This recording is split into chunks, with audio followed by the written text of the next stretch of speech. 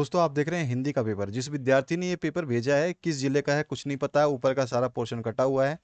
जब भी आप पेपर भेजें तो आपको ध्यान रखना है कि 8469022568 पर ही भेजना है आपको। थोड़ा सा ध्यान रखिएगा। आपको नंबर बता देता हूँ, इस नंबर पे ही भेजना है आपको, ठीक है ना।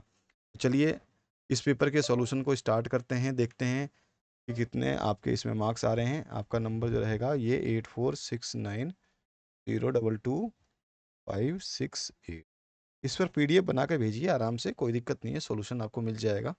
पर ध्यान रखें कि जब आप पेपर भेजते हैं तो आपको समझ में आना चाहिए कि पेपर आपका कटा पिटा ना हो कहीं से, ताकि दूसरे बच्चों को समस्या ना हो। अब यहाँ पे देख रहे हो, प्रभु जी तुम चंदन हम पानी वाली कविता जो है यहाँ पे दी गई है। इसके हिसाब से जो है यहाँ पे एमसीक्यू पूछे गए हैं। सारे एमसीक्यू आप देख सकते हो, पहला एमसीक्यू है, फिर दूसरा एमसीक्यू, तीसरा है, चार है, पाँच है, छः। ये सारे प्रश्नों के उत्तर जो है आपको केवल इस प्रस्तुत जो आपको दिया गया है ना उसी से देना है। यहाँ बोला गया है कि प्रस्तुत काव्यांश का रचयिता कौन है, ये भी आपको बताना है। जाकी ज्योति बरे दिन राति में अलंकार कौन सा है, ये सब। घन शब्द का अर्थ क्या बताना है। पानी में पर्यायवाची पानी का पर्यायवाची क्या होता है, ये आपको बता देना है। इसके बाद जो है आपको यहाँ पे गद्यांश दिया गया है, आप देख रहे हैं। तो ये गद्यांश पढ़ना है, ये रहा गद्यांश आपके सामने।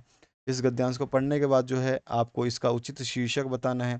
फिर इससे रिलेटेड जितने भी प्रश्न पूछे गए हैं इनका आंसर आपको देना है। जब तक आप प्रश्न पत्र को सही नहीं भेजेंगे तब तक हम सॉल्यूशन बनाने में असमर्थ रहेंगे। जैसे कि ऊपर से प्रश्न पत्र कटा हुआ था, तो आपको थोड़ा समझदारी बरतनी है और प्रश्न पत्रों को समझ के ही भेजना है। बाकी आप इस तरह के प्रश्न पत्र को जरूर तैयार कर लें। मैंने आपको ऑलरेडी हिंदी का पेपर दे दिया और उसमें से बहुत सारे जिलों में पेपर के क्वेश्चंस आए हुए हैं, आपने चेक किया होगा। जिसके पेपर हो चुके हैं उनको पता है, जिनके पेपर नहीं हुए हो उनको पढ़ना ही होगा। और जितना ज़्यादा पढ़ोगे उतना ही बेहतरीन आपका रिजल्ट आ जाएगा। उसके बाद जो है आप जो है इन पे निबंध लिख सकते हैं। फिर उसके बाद जो है शुभकामना पत्र लिखना है, आपको यहाँ पर दिखाया गया है जैसे कि, ठीक है। उसके बाद जो है परसर्ग ने के कारण क्रिया सदैव किस काल में होती है, तो ने के कारण जो है भूतकाल में होती है, आपको पता ही होगा। तो इस तरह से सारे प्रश्नों के उत्तर देने हैं, जो कि मैं पहले बता चुका हूँ। सरल वाक्य किसे कहते हैं, ये जिसमें एक ही विधेय और एक ही आपका क्रिया हो रहा उसी को सरल वाक्य कहते हैं, है ना। संयुक्त वाक्य का एक उदाहरण दीजिए जिसमें और तथा लग जाए, वो संयुक्त वाक्य होता है। आश्रित वाक्य उपवाक्य किसे कहते हैं, कनक शब्द की पर्यायवाची लिखिए।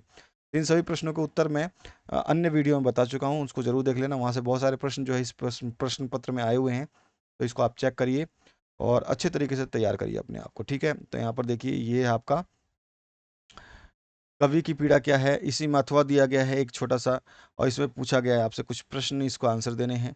आ जाइए आगे के प्रश्न देखिए। निम्नलिखित के उत्तर जो है आपको 60 शब्दों में देने हैं, ठीक है। ये रहा आपके प्रश्नों के जो यहाँ पर आपका गद्यांश दिया है इसके प्रश्न, और यहाँ पे अथवा ऑप्शन भी है आपके सामने। इस अथवा ऑप्शन का भी आपको उत्तर देना चाहें तो आप इनमें से दे सकते हैं। फिर 13वां नंबर प्रश्न जो है यहाँ पर है। फिर 14 नंबर प्रश्न ये है। समय बहुत ही कम है, बहुत सारे प्रश्न पत्र आ चुके हैं जिनके सॉल्यूशन समय आपको देने हैं। बाकी प्रश्न पत्र का सॉल्यूशन नहीं बन पा रहा है जिनका, तो उनके लिए भी हम विचार कर रहे हैं कि जल्द से जल्द दे पाएँ। क्योंकि बहुत ज़्यादा व्यवस्था है, 11वीं क्लास के भी पेपर चल रहे हैं, 12वीं के चल रहे हैं और 9वीं के चल रहे हैं। साथ ही साथ जो है दोनों के जब चल रहे हैं तो हर जगह पे सेम विषय नहीं हो रहा है।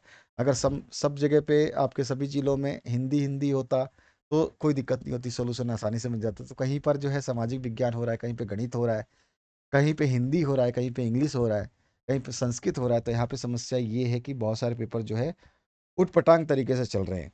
तो अभी उनको सारे को समेटना बड़ा मुश्किल हो पा रहा है। तो अभी जो पेपर्स आपको दिए गए हैं इनको जरूर चेक करिए, पढ़िए। क्या आप इन क्वेश्चन के आंसर दे सकते हैं, क्या आपने इन प्रश्नों को याद किया है, क्या ये पेपर आ जाता तो आप जो है पास हो जाते या फिर आप अच्छे नंबर ला पाते। तो आपको पता होना चाहिए कि आपने कितनी अच्छी तैयारी कर रखी है। आशा करता हूँ इस वीडियो के माध्यम से आप कुछ ना कुछ बेहतरीन तैयार करेंगे अपने आप को। Thank you very much, have a good day.